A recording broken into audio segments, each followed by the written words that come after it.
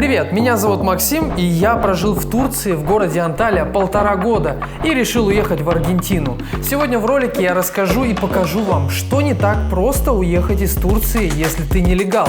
Вы увидите, как я с женой получил отказ по ВНЖ спустя целых 4 месяца оверстея в Турции. А также вы узнаете, как получить справку о несудимости с апостилем в Анталии. Расскажу, нужна ли справка о сроке беременности жены для перелетов в Аргентину и как закрывать счета и не платить деньги за интернет, когда вы съезжаете с квартиры. И самое главное, расскажу, как я жил в квартире за $500, а платил всего 100. Это первая часть моего большого переезда из Турции в Аргентину. Поехали! У нас получается утро такое, в общем, повсюду вещи лежат.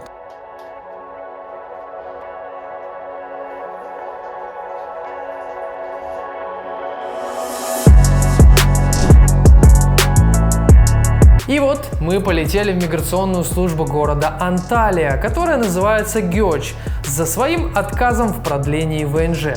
Пришли в миграционную службу ГЕОЧ, сейчас получаем отказ. Вот ожидаем, когда нам заполнят документы. Постараюсь что-нибудь подснять, здесь снимать нельзя, поэтому я так аккуратненько так.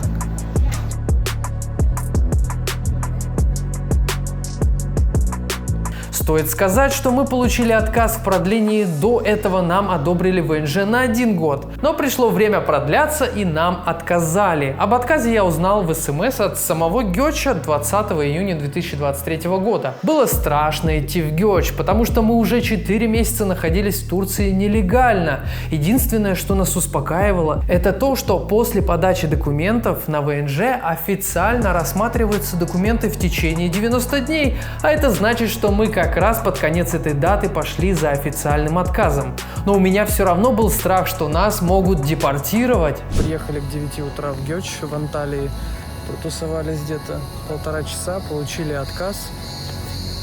Вот, и сейчас намереваемся вернуть госпошлину через налоговую. Еще мы попытались у работника миграционной службы спросить, как вернуть госпошлину. А я напоминаю, что госпошлина на двоих обошлась в 1860 лир. Но он сделал вид, что нас не понял. Потом пришла женщина и объяснила, что вернуть госпошлину можно в налоговой. Там же, где мы когда-то сделали ИНН для иностранца. Написали заявление о возврате госпошлины. Теперь будем ждать возврата. Кстати, если у вас нету счета в турецком банке, то госпошлину вы не сможете вернуть. Такие правила. Этот день был очень продуктивный. Мы закрываем счета, переоформляем интернет, получаем справку о несудимости и о сроке беременности для жены. Так как последний день здесь, именно в этой квартире, да, мы, соответственно, закрываем все счета на нас оформленные. Это электричество, это вода, это интернет. И здесь в Турции какая система? Вы открываете на себя интернет, регистрируете его на себя и, скорее всего, с большой долей вероятности, что вы подпишете контракт на 2 года. Что это значит? Это значит, что если вы, например, пожили здесь только 1,5, вот как мы, то когда вы будете выезжать отсюда, вам обязательно нужно будет заплатить за все месяцы, которые вы не используете интернет. Никак по-другому этот вопрос с компанией, которая предоставляет интернет, решить нельзя. Вот. Но мы решили найти людей, на которых мы можем переоформить договор. Вот как раз сегодня утром, через пару часов буквально, мы встречаемся с человеком, попробуем в главном офисе в Анталии перезаключить договор на них, вот, и, соответственно, не платить этот бешеный штраф. Мы посчитали, там у нас получается около 1500 лир, это очень дорого. Ну что, мы полетели. Немного нервничаем, но оно и того понятно, времени осталось мало, а сделать нужно так много. Итак, закрываем счета на электричество. Мы вносили депозит 500 лир, и нам его внесли в счет оплаты. По итогу мы закрыли счет и заплатили всего 150 лир. Счет за воду мы закрыли также успешно.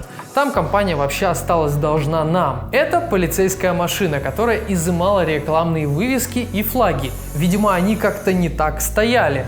Ну а мы поехали дальше. У нас впереди получение справки для жены о беременности, для того, чтобы нас посадили в самолет.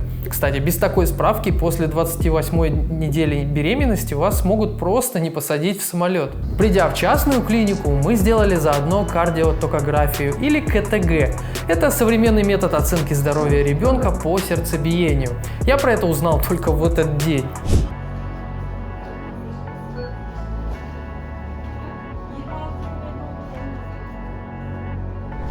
Так, мы двигаемся к тому, чтобы все-таки уехать из Турции. Мы сейчас сходили в клинику, там забрали справку для жены, что она беременна на таком-то сроке. Мы полетим эфиопами, поэтому эфиопы требуют заполнения своей формы. Мы ее распечатали, дали врачу. Она сказала, что ой, извините, мы такое заполнять не будем. Я сказал, вы заполните все, что мне нужно, иначе я не уйду отсюда. В итоге они все заполнили. И дали нам еще форму турецкую, на всякий случай тоже. У нас по документам все готово, осталось пару дней. Вот мы уже в предвкушении с женой, что мы улетим. Начнется новая жизнь, новая страна, новый континент. В итоге у нас все в порядке, и мы получили нашу справку. Теперь осталось взять справку о несудимости и поставить апостиль. Мы направляемся в городской суд, берем справку, хотя не все так просто. В общем, со второго раза получилось у меня получить справку о несудимости. В Анталии следующее правило. Нужно написать петицию.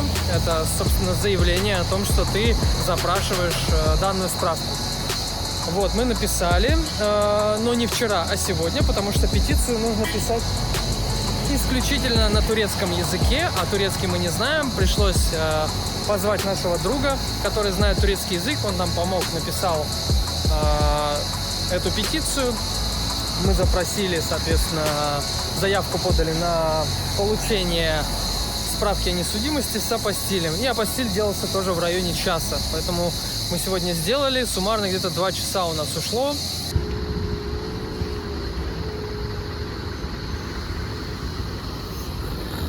Любименька, 2 дня осталось. Представляешь? Теперь, друзья, я вам открою секрет, как я снимал квартиру в Анталии всего за $100.